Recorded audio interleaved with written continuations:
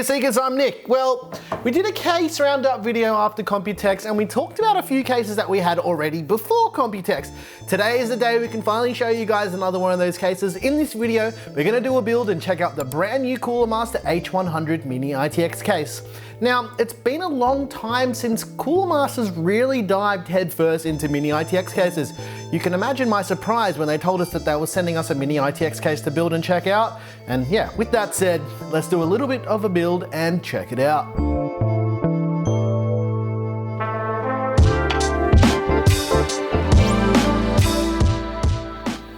Like usual, this is not a permanent system. However, we did our regular gaming benchmarks. Yes, the same ones that made people so very angry with Ryzen 3000. We do all of these tests with every single system, regardless of the CPU or GPU.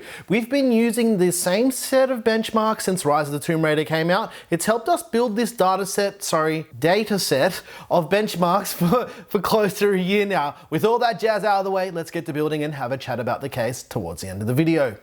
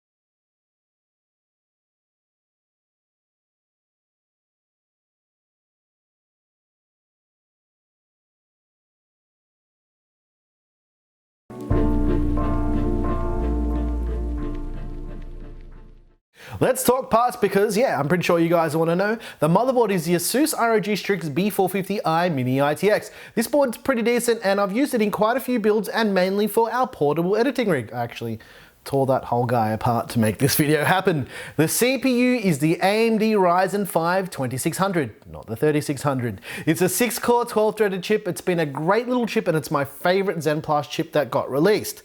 It's just got a lot of guts for the amount of money you pay, and now they're even cheaper. So yeah, make sure you keep your eye out on Zen Plus chips. They're getting very cheap now. Anyway, the GPU situation was a little bit funny to say the least. We had a GPU we thought was going to fit, but turns out it was 1 centimeter too long. So we hit up the squad at M-Wave in Sydney and they gave us a brand new MSI Aero GTX 1660 ITX size GPU. It was the perfect GPU for this build. To cool the Ryzen 2600, we used the Wraith Prism. We have like millions of them just laying around from 2700Xs, so yeah, we thought that was gonna be a good idea. But while we're talking about this, the Wraith Prism might not actually be a good idea with this case, but we'll address this a little bit later. The RAM we used is the brand new Team Group Vulcan Z kit in red at 3200 megahertz. This is the exact same memory that we used for all of our Ryzen 3000 testing, and it's been rock solid. Let's talk about fans and lighting because you guys love all of that stuff so much. Okay, let's make this easy. There's one fan.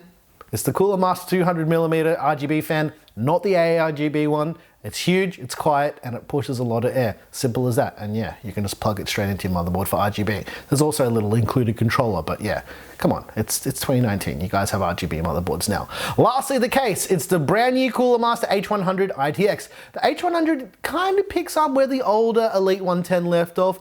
Side by side, as you can see in this clip here, they're very similar. Now, I spoke to Coolermaster why this is the case, and they told me that they'd borrowed quite a bit of tooling from the H110 Elite. Yeah, I guess if it ain't broke, why would you need to fix it? But yeah, it's not actually the same case.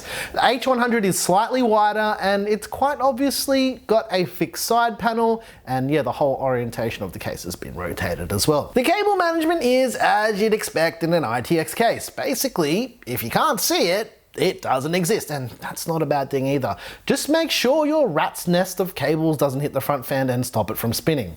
That's one of the things that I noticed because I was just like kind of jamming stuff in there. Anyway, I mentioned a little bit earlier that the Wraith Prism might not be a good idea. Let me explain.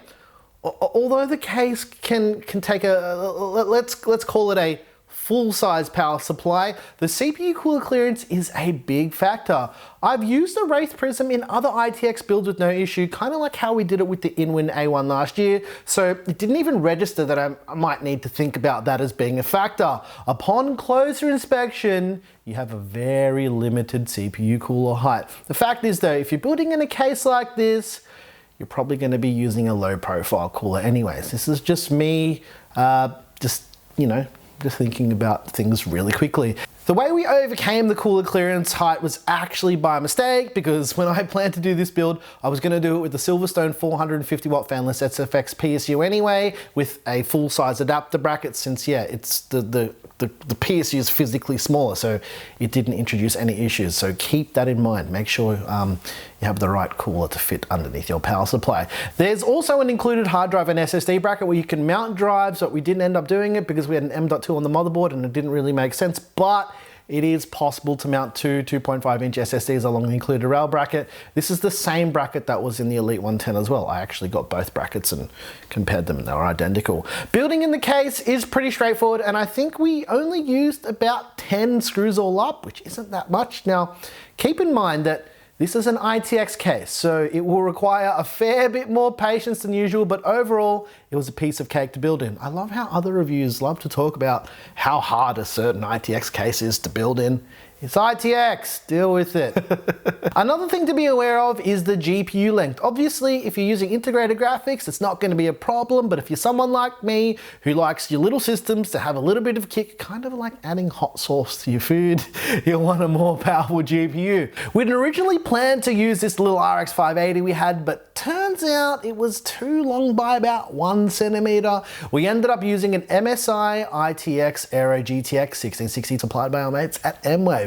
So what about cooling? Well, the case technically supports a single fan, so you'll be stuck with that giant 200mm fan, but yeah, I don't think that's going to be an issue, since from our testing, it seems as though it does a decent job of cooling, and yeah, we didn't experience any GPU or CPU throttling at all.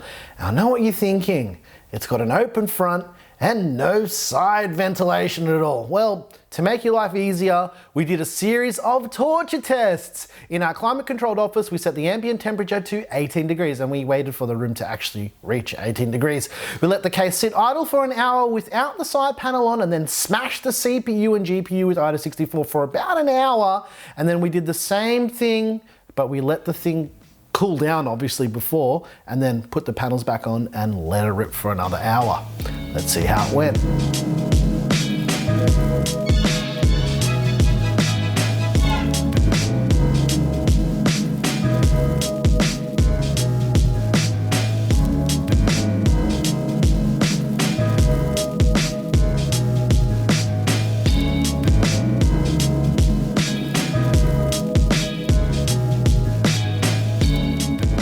Pretty interesting results, if I'm honest. I'm not surprised that the performance of the side panel on is only slightly better, considering the actual layout and design of the case. It's basically a wind tunnel, but in saying that, of course, I have a few criticisms.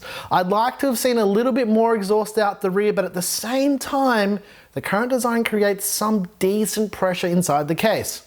Wait, didn't I promise performance and gaming benchmarks as well? Okay, let's do that and then we'll keep talking about it.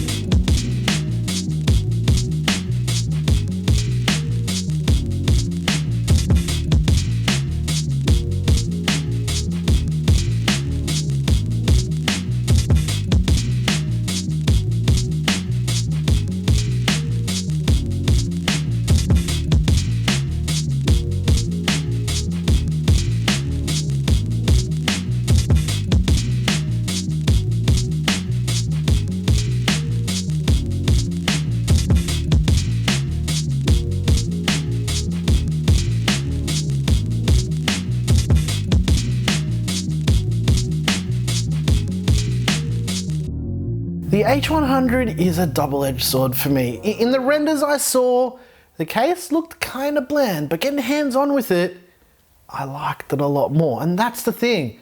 Videos can't really do cases justice.